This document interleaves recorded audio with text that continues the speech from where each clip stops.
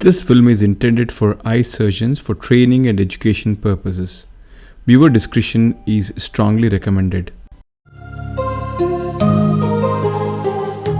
Today I'm going to share a case of pseudoexfoliation with loose bag wherein I perform the IOL trap technique. And let's begin with the case. Now she is a 75-year-old lady who has pseudoexfoliation, hypermature cataract, and the antechamber is shallow as we can see. The shallowness of the antechamber is attributable to two factors. Number one is the intumescent lens itself. The second reason could be just because of lax zonules. The lens would have been shifted more anteriorly. So that is a possibility and I need to be mindful of that. In the situation where the zonules are weak, my plan is to use a CTR and then decide on the course of action. If the lens zonules are profoundly weak, then maybe I may consider using the IOL trap technique with a multi-piece lens. So let's begin the case. The side ports are made, the anticapsule is stained. During this process, we can note that there is a corneal scar in the nasal quadrant. I'm sitting on the temporal side. And this is because of the pterygium which the patient had before and she has undergone pterygium surgery for the same. So along with all the complexities of the zonules, visibility also is going to be a challenge. The health of the zonules can be made out only at the time of the anticapsule being punctured. And as I'm puncturing the anticapsule, we can see these radial folds emanating from the point of contact, suggesting zonular weakness, especially the anterior zonular weakness. The flap is raised and the Capsulorhexis is begun. As the rhexis is begun, we can clearly see that there will be these folds on the anticapsule adjacent to the area where it is being torn, confirming the presence of lax anterior zonules. An adequately sized rhexis is created. When we see these significant zonulopathy, and if I have decided to perform an IOL trap technique in this patient, then I would have to plan my rhexis sizing well.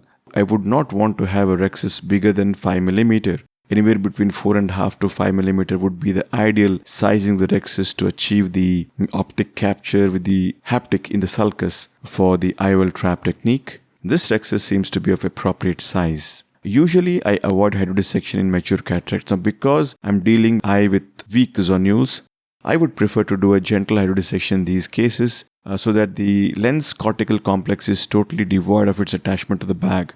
Gently a hydrodissection is done, and as I'm trying to decompress the bag, I can see that the entire lens bag is moving, suggesting or confirming again the same fact of significant weak zonules. In such situations where the zonules are significantly weak, I would prefer to put in the CTR early. The chamber is pressurized with OVD. A little bit of OVD is placed under the capsule to create some space between the nucleus cortex and the anticapsule. CTR is threaded. CTR which I am using is 11 and 13. That's a normal sized CTR. The CTR goes in and it is going to provide us equatorial support to the capsular bag. The capsular bag is not so weak that I need to use capsular hooks. So I presume that I can manage without the use of any capsular hooks in this case. The strategy is to divide the nucleus into smaller pieces. I'm going to use the stop and chop technique. Because we're dealing with a mature lens, the lens would be mobile and the bag also is not very healthy. So it's mandatory that I support the nucleus with my left hand, there's the chopper, as the sculpting is being done.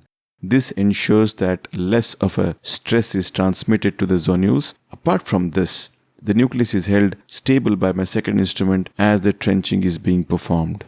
So I think it's important to learn this skill of, using the second instrument to stabilize the nucleus when we are doing sculpting. It would be helpful in such mobile nucleus. A deep sculpt is created. Gentle lateral separation maneuver ensures that the nucleus is broken down into two heminuclei. While the nucleus is being rotated after lateral separation, please note that I'm going to use both the instruments, the left hand chopper as well as the right hand phaco tip. This bimanual maneuvering of the nucleus again ensures smoother nucleus rotation with very less impact on the zonules.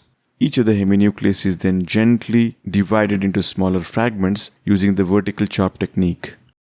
The first heminucleus is divided into smaller fragments and the fragments are then aspirated. OVD is refilled into the chamber. The last fragment is still attached to the second heminucleus, which is separated.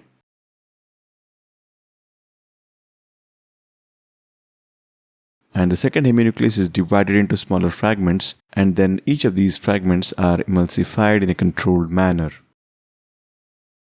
I'm just irrigating with my irrigation handpiece just to loosen out some of the cortex which could be sticking onto the posterior capsule. Time to do the bimanual I&A. With this very little cortex present, and in these mature cataract, these individual fibrils can quite be challenging.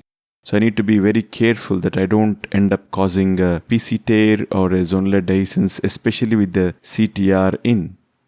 So now is the time to implant the lens. My plan is to place the haptics in the sulcus. So I'm creating space with cohesive OVD in between the iris and the anterior capsule.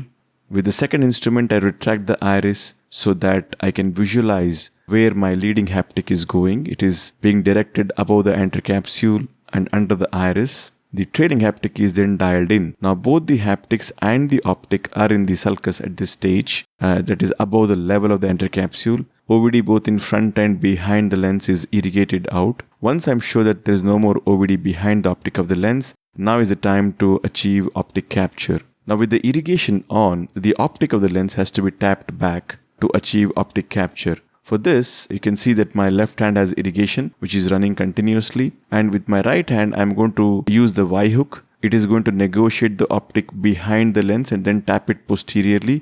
The ovalization of the rhexis in the subincisional area is clearly seen here, suggesting that the optic is behind the level of the rhexis margin. Similarly, I'm going to retract the pupil a little bit and then push the optic behind. And I can visualize now that both the optic-haptic junctions, I can see ovalization of the rhexis happening. This is a confirmatory sign that the IOL trap technique is done. That is, the haptics are in the sulcus and the optics behind the rhexis margin. So this is going to ensure long-term stability of the lens. So the principle is CTR is in the bag, the haptics are in the sulcus and the optics is in the bag. So this technique in my hands has provided better long-term stability and lesser chance of spontaneous dislocation of the bag IOL complex later on in the coming years.